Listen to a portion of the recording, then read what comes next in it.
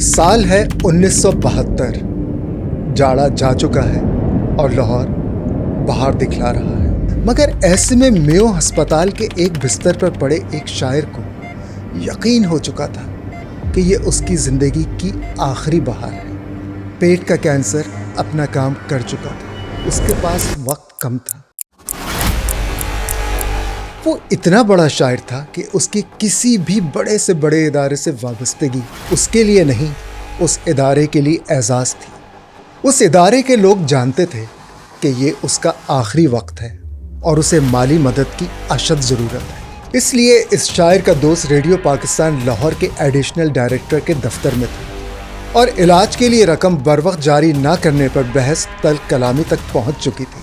بات زیادہ بڑی تو ریڈیو پاکستان کا ایڈیشنل ڈائریکٹر چلایا، آخر وہ یہاں کرتے ہی کیا ہیں؟ ہمارے برابر تنخواہ لیتے ہیں اور ہر ماہ حرام کی تنخواہ گھر لے جاتے ہیں۔ معلوم ہے یہ الفاظ کس کے لیے کہے گئے؟ بستر مرگ پر علاج کا منتظر کون تھا؟ جدید اردو غزل کا بانی اور چھوٹی بہر کا سب سے بڑا شاعر ناصر کاظمی۔ جب میں نے پہلا شعر کہا مجھے یاد نہیں، مگر یوں لگتا ہے یہ شعر تھا میرا پہلا شاید کہ قبول ہے جنہیں غم بھی تیری خوشی کے لیے، وہ جی رہے ہیں حقیقت میں زندگی کے لیے۔ تو مجھے یوں لگا، اتنی خوشی ہوئی کہ شاید اس سے پہلے مجھے کبھی کسی چیز کی خوشی نہیں ہوئی۔ اگر مجھے شعر کے علاوہ اتنی خوشی کسی اور کام میں ہوتی تو میں شاعری نہ کرتا۔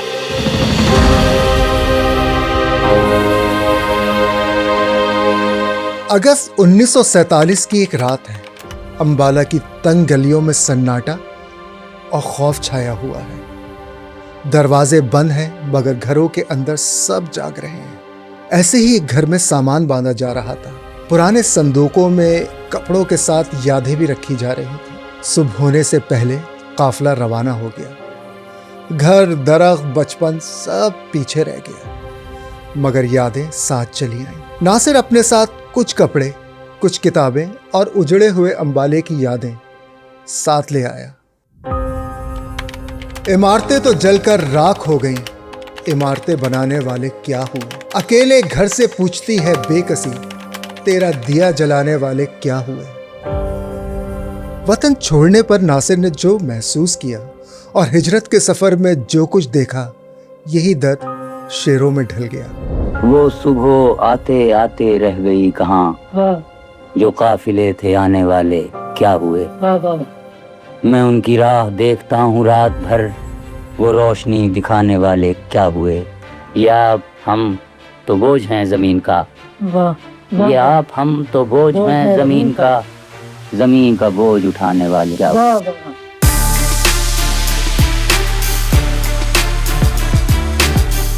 8 دسمبر 1925 کو امبالہ میں پیدا ہونے والے سید ناصر رضا کاظمی کے والد فوج میں صوبیدار اور والدہ مشن گرلز اسکول میں ٹیچر تھیں، یعنی ان کا خاندان پڑھا لکھا ہونے کے ساتھ ساتھ معاشی طور پر مستحکم بھی تھا۔ وہ اپنے بچپن میں ہی گلستان، بوستان، شاہنامہ فردوسی، طلسم ہوش ربا، فسانہ آزاد اور الف لیلہ سے آشنا ہو چکے تھے۔ اس لیے شاعری شروع کی، طبیعت موضوع تھی، گھر کا ماحول بھی شعر و شاعری کا تھا۔ گھر میں ہمارے میر انیس پڑھا جاتا تھا، نانا میرے موسیقی کا شوق رکھتے تھے، اور میر نذیر حسین ناشاد، میر نرنگ، یہ ہمارے شہر میں بھی اچھی فضا تھی۔ کتابیں گھر میں بچپن میں ہم نے شیخ سعدی پڑھا، فردوسی پڑھا، یہ سب چیزیں پڑھائی جاتی تھی ہمیں بچپن میں۔ قرآن حکیم، پورا آہنگ، پورا لہن جو تھا وہ ایک شعر کی طرف تھا۔ امبالہ سے میٹرک کرنے کے بعد گورنمنٹ کالج لاہور میں داخلہ لیا، مگر تحریک آزادی کے ہنگاموں کے زور پکڑنے کی وجہ سے ڈگری مکمل نہ کر سکے۔ لڑکپن میں ہی شعر کہنے لگے تھے۔ ایک واقعہ اکثر سنایا کرتے تھے کہ کس طرح شعر کہنے کی صلاحیت ان کے کام آئی۔ ایک تانگے والا مرحوم میرے ٹھیک مر گیا بابا، اس سے میری دوستی کی بنیاد ہی یہی تھی کہ میں نے ایک دن بارش ہو رہی، اس سے کہا تانگا کہ بھائی چلو گے گھر میرے کرشن نگر؟ اس نے کہا کہ کیوں صاحب؟ میں نے کہا بھائی لے چلو۔ کہنے لگا میں نے بڑی بڑی سواریوں کو انکار کیا، اس بارش میں اس برکھا میں کون جائے گا؟ تو میں نے کہا بھائی میں شعر کہتا ہوں۔ کہنے لگا کوئی شعر سناؤ۔ تو جب میں نے یہ شعر سنایا کہ واقعہ یہ ہے کہ بدنام ہوئے، بات اتنی تھی کہ آنسو نکلا، تو وہ بڈھا بارش میں بھیگتا بھیگتا ٹانگے سے اچھل پڑا۔ کہنے لگا ابے لونڈے تیرا یہ شعر ہے؟ آپ بیٹھ ٹانگے میں اور ساری عمر مفت لے جاؤں گا. اور تا دم آخر وہ مجھے لے جاتا رہا.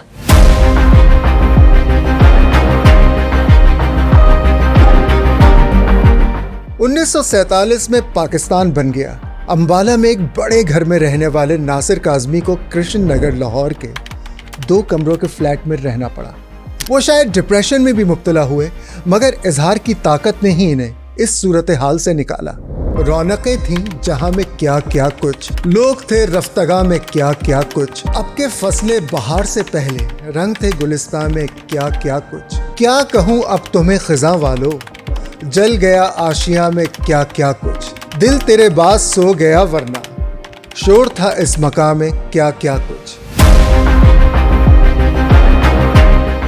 یہ تبدیلی ان کی زندگی کا ایک بڑا صدمہ تھی. اسی دور میں انہوں نے ویلفیئر اور ایگریکلچر ڈپارٹمنٹ میں آڈ جابز بھی کی، لیکن آزاد منچ ناصر کو یہ سرکاری نوکریاں غلامی محسوس ہوتی تھیں. انہیں یہ جابز کہاں راس آنے والی تھی. پھر 1949 میں چند ماہ کے فرق سے پہلے ان کی والدہ اور والد بھی انتقال کر گئے. 1950 میں شفیقہ بانو ان کی رفیق حیات بنی. غزلیں کہنا اور دن بھر کا احوال اپنی ڈائری میں رقم کرنا ان کا معمول تھا. 1957 میں انہیں ریڈیو پاکستان میں بطور اسٹاف ایڈیٹر ملازمت ملی اور وہ اپنی زندگی کی آخری سانس تک اس ادارے سے وابستہ رہے. ریڈیو پاکستان میں ملازمت کے دوران انہوں نے کلاسیکی اردو شہرا کی بایوگرافیز لکھی. ناصر کاظمی لاہور کے ادبی محفلوں اور مشاعروں کا حصہ ہوتے تھے. یہی وہ زمانہ تھا جب 1935 میں شروع ہونے والی اردو ادب کی ترقی پسند تحریک کی شعر و ادب پر اجارہ داری قائم ہوتی جا رہی تھی. سجاد ظہیر، فیض احمد فیض، عصمت چغتائی، احمد ندیم قاسمی، علی سردار جعفری اور کیفی اعظمی جیسے ادیب اور ان کے حاشیہ برداروں کو ہی شعر و ادب میں پذیرائی مل رہی تھی. روایت اور جدیدیت آمنے سامنے کھڑی تھی اور ہر نئے شاعر سے یہ سوال کیا جا رہا تھا کہ وہ کس صف میں کھڑا ہوگا.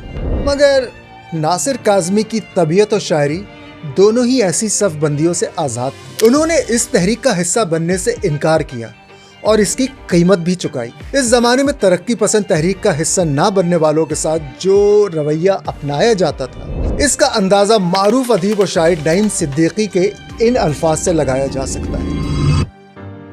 مجھے کوئی شکایت نہیں اور نہ ہی یہ تجربہ میرے سفر فن میں کبھی رکاوٹ بنا کہ متواتر 40 برس تک ساز سخن پر نواگری کرنے کے باوجود معاشرے کے ایک بڑے حلقے قارئین اور سامعین اور معروف ناقدین اور ناشرین کے لیے ایک اجنبی بلکہ معدوم ہوں. میرے زمانے نے مجھے اس جرم کی دل کھول کر سزا دی ہے کہ میں نے اس بازار فن کے اجارہ دار صرافیوں اور زرگروں کی غیر حقیقت نما کسوٹیوں اور نظریاتی ترازوؤں کے بے ڈھنگے طور پر اٹھتے جھکتے پلڑوں اور تعصبات کے کانے بانٹوں پر اپنی حقیر سی ادبی اور شعری خدمت کو جانچنے کے لیے کبھی پیش نہیں کیا. میں نے مروجہ طرز کے کسی ادبی سامراج کی پسندیدہ فکری اور فنی دھاروں کے ساتھ بہنے سے انکار کیا اور میری جوئے خیال نے اپنی روداد گاہ الگ بنا لی. ناصر کاظمی اور نعیم صدیقی اس ترقی پسند تحریک کو صرف ایک نظر سے ہی نہیں دیکھتے تھے بلکہ اس تحریک اور اس کے نمائندوں سے بے نیازی بھی دونوں کی شخصیت کا خاصہ رہا.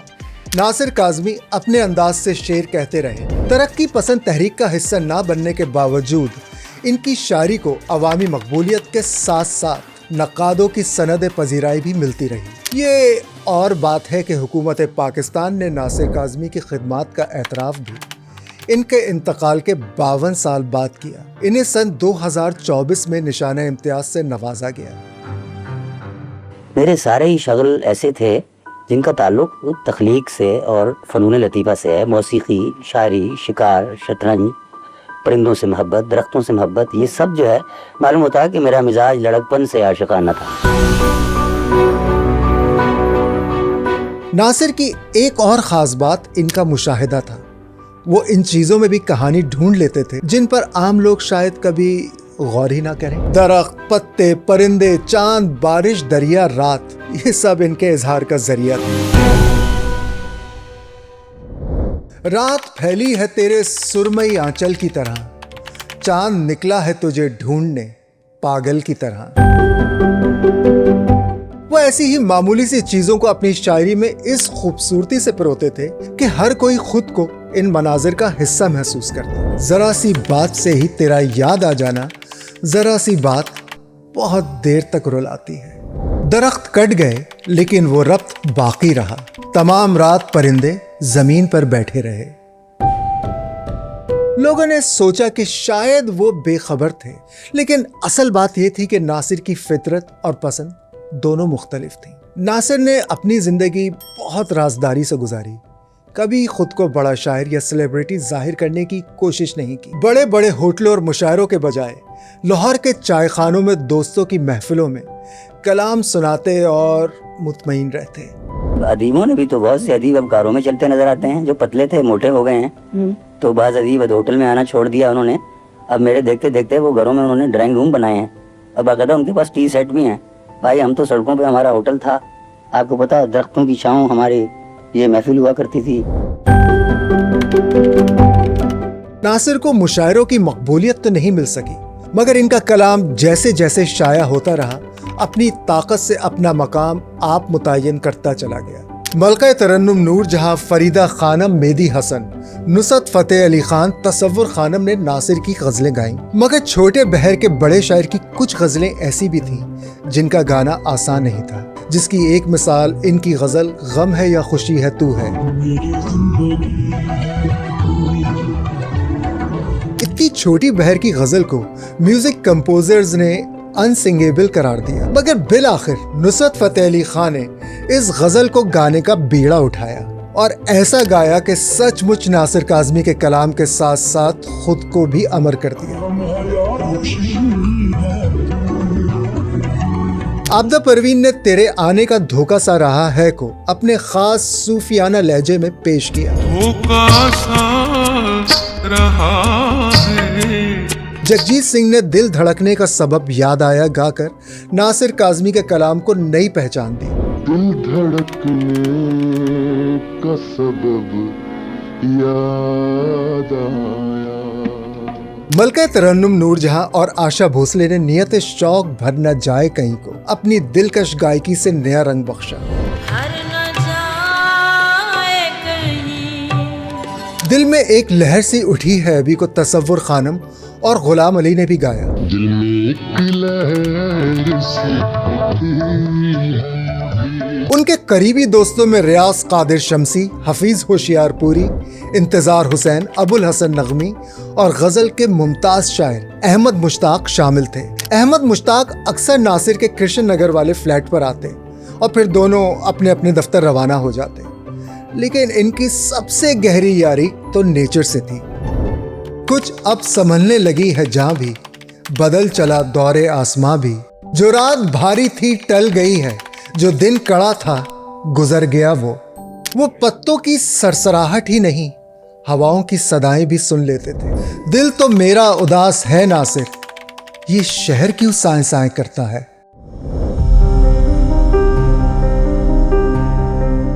شطرنج کھیلنا اور گھوڑ سواری انہیں بہت پسند تھی، لیکن کبھی کبھی انہیں گھر سے باہر نکلنے کی وجہ بھی سمجھ نہیں آتی. نئے کپڑے بدل کر جاؤں کہاں اور بال بناؤں کس کے لیے. ناصر کاظمی دن میں 10 سے 12 مرتبہ صرف چائے پیتے اور ریڈیو اسٹیشن کے باہر بشیر پان والے سے پان کھاتے تھے. ابو الحسن نغمی اپنی کتاب یہ لاہور ہے میں لکھتے ہیں کہ ایک شخص نے ناصر کاظمی سے پوچھا، کاظمی صاحب آپ شیعہ ہیں؟ ناصر مسکرا کر بولے، نہیں بھائی، ہم تو آل رسول ہیں. شیعہ تو ہمارے ماننے والے کو کہا جاتا ہے.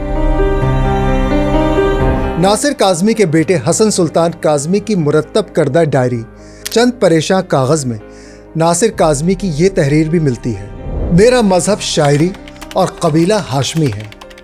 علی کا شیعہ ضرور ہوں، مگر میرے عقیدے میں نہ تبرے کو کوئی دخل ہے نہ تقیہ کو. شیعہ رسوم میں شرکت اس لیے کرتا ہوں کہ اس سے آل رسول اور اولاد علی کی یاد تازہ ہوتی ہے. شبیہ ذوالجناح، علم اور تعزیہ شہدائے کربلا کی یادگار ہیں، اس لیے ان کا احترام مجھ پر اور میری اولاد پر واجب ہے. اگر کچھ ذاکرین تاریخی حقائق غلط بیان کریں یا نامناسب بات کریں تو میں اور میری اولاد اس سے بری الذمہ ہے. سجاد باقر رضوی اپنے طالب علموں سے کہا کرتے تھے، خدا کے لیے ناصر سے بچ کے رہنا، اس کا ڈسا پانی نہیں مانگتا، اس کی باتیں سن کر پتھر بن جاؤ گے، نہ گھر کے رہو گے نہ گھاٹ کے۔ ابوالحسن نغوی اور ناصر کے دیگر دوستوں کے مطابق انہوں نے ناصر کو کبھی کسی کی غیبت کرتے ہوئے نہیں سنا اور نہ ہی وہ کسی سے مقابلہ کرنا پسند کرتے تھے۔ 1971 میں مشرقی پاکستان کے حالات بگڑتے چلے جا رہے تھے۔ اپنی ڈائری میں ناصر کاظمی نے لکھا کہ 3 دسمبر کو دوپہر میں کچھ دیر سو کر اٹھے تو لاہور میں شور بپا تھا۔ بھارت نے پاکستان پر حملہ کر دیا۔ پاک فضائیہ نے بھارت کے 2 جہاز بھی گرائے تھے اور اڈوں کو بھی نشانہ بنایا تھا۔ 8 دسمبر کو ناصر کاظمی نے اپنے ترانے بچ کر نہ جائے لشکر کفار دیکھنا کی ریکارڈنگ مکمل کرائی۔ ڈائری کے مطابق ناصر کاظمی سے کسی نے پوچھا کہ جب خطرہ لاہور کو ہے تو شیخوپورہ میں جنگ کی تیاریاں کیوں ہو رہی ہیں؟ تو انہوں نے جواب دیا، بھارتی فضائیہ کے نشانے ہی ایسے ہیں کہ لاہور پر ماریں گے تو شیخوپورہ ہی کو لگے گا۔ جس دوران 71 کی جنگ بڑھ رہی تھی، ناصر کاظمی کی صحت بھی گرتی چلی جا رہی تھی۔ وہ اب ریڈیو پاکستان جانے کا قابل نہیں رہے تھے۔ 16 دسمبر 1971 کو ناصر کاظمی نے اپنی ڈائری میں لکھا کہ ڈھاکہ میں بھارتی داخل ہو گئے، نیازی نے ہتھیار ڈال دیے، کیا یہ بدنصیب دن دیکھنے کے لیے ہم زندہ ہیں؟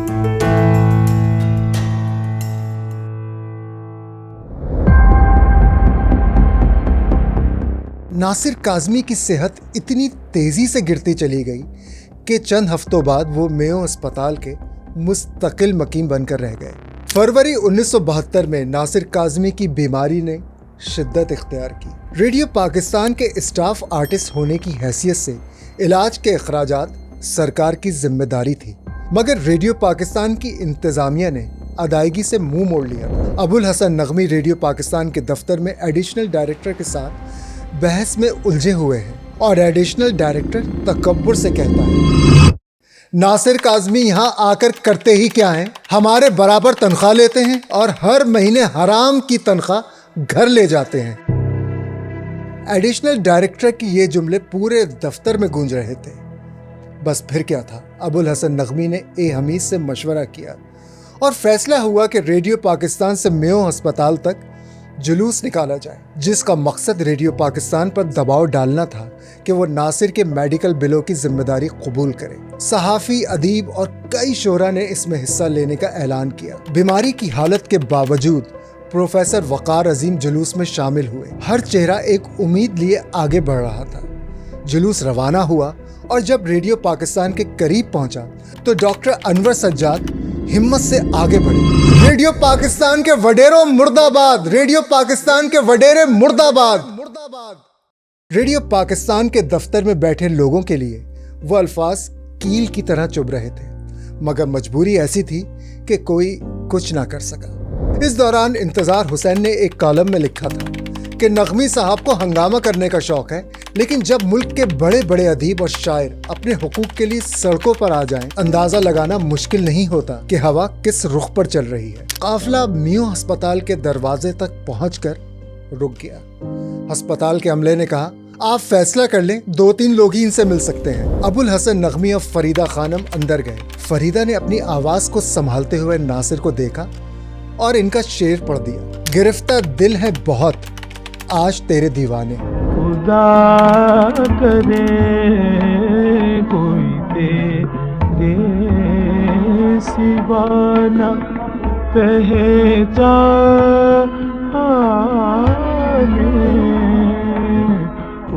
اپنا یہ مصرع سن کر ناصر کی آنکھیں بھر آئیں، تکلیف کے باوجود چہرے پر مسکراہٹ لے آئے۔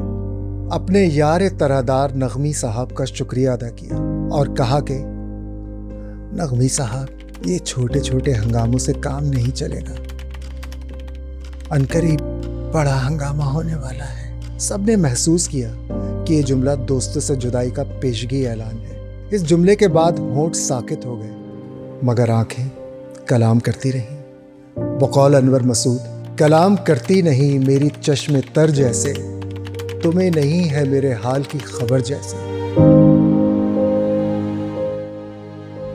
2 مارچ 1972 کی صبح تھی۔ بہار کا موسم خزاں میں تبدیل ہو چکا تھا۔ ریڈیو سے ایک خبر نشر کی جا رہی تھی، ناصر کاظمی ہم میں نہیں رہے، ناصر کاظمی ہم میں نہیں رہے۔ اگلے دن جب اخبارات چھپ کر آئے تو ان کے صفوں پر سیاہ ماتمی حاشیے لگے تھے۔ یہ صرف اخبار نہیں تھے، یہ پوری ادبی دنیا کا ماتم تھا۔ سرحد کے اس پار آل انڈیا ریڈیو تک نے اپنے اس محبوب شاعر کی یاد میں تعزیتی پروگرام نشر کیا، جبکہ وزیر اعظم پاکستان ذوالفقار علی بھٹو نے بھی اس عظیم نقصان پر گہرے دکھ کا اظہار کیا۔ لیکن سب سے دردناک منظر میکلوڈ روڈ کے مومن پورہ قبرستان کا تھا۔ جب ناصر کو ہمیشہ کے لیے مٹی کے حوالے کیا جا رہا تھا تو وہاں کا سناٹا سسکیوں سے گونج رہا تھا۔ گھر والوں اور دوستوں کا دکھ تو اپنی جگہ، مگر وہاں ایسے لوگ بھی زار و قطار رو رہے تھے جو زندگی میں ناصر سے شاید صرف 1 یا 2 بار ملے ہوں، مگر لگتا ایسا تھا جیسے ان کا کوئی اپنا بچھڑ گیا ہو۔ اردو غزل کو جدت دینے والا منو مٹی تلے سو چکا تھا۔